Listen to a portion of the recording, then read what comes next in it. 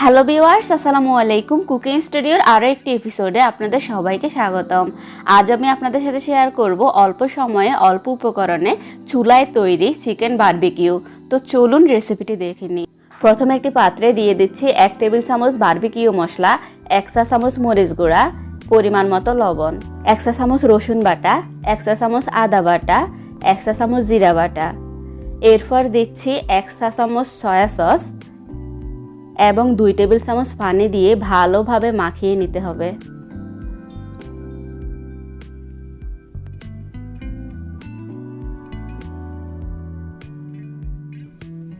এই পর্যায়ে আমি একটি পাত্রে 2টি চিকেন লেগ পিস ভালোভাবে ধুয়ে পানি ঝরিয়ে নিয়েছি। এখন আমি একটি কাঁটা চামচের সাহায্যে লেগ পিসগুলোকে ভালোভাবে কেচে নিচ্ছি।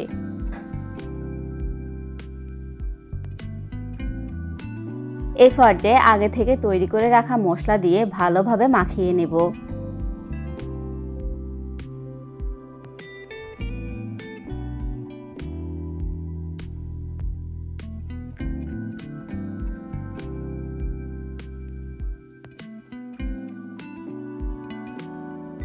ভালোভাবে মাখানো হয়ে গিয়েছে।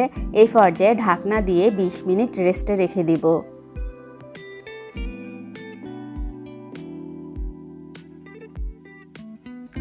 ফিরে এলাম 20 মিনিট পর।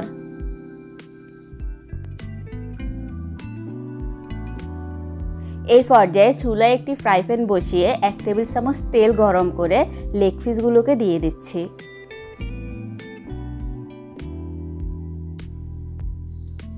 এরপর চুলার টেম্পারেচার মিডিয়াম টু লোতে রেখে ঢাকনা দিয়ে দিব 5 মিনিটের জন্য।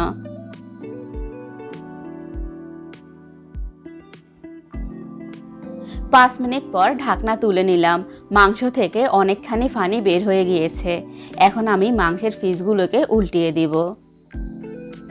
এরপর সাইড থেকে কিছু তেল মশলা মাংসের গায়ে ব্রাশ করে দিচ্ছি। এইভাবে কিছুক্ষণ পর পর উল্টিয়ে পাল্টিয়ে মাংসের উভয় পাশ ভালোভাবে ভেজে নেব।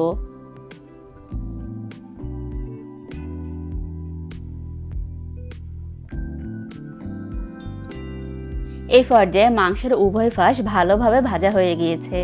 এখন আমি পরিবেশনের জন্য তুলে নেব।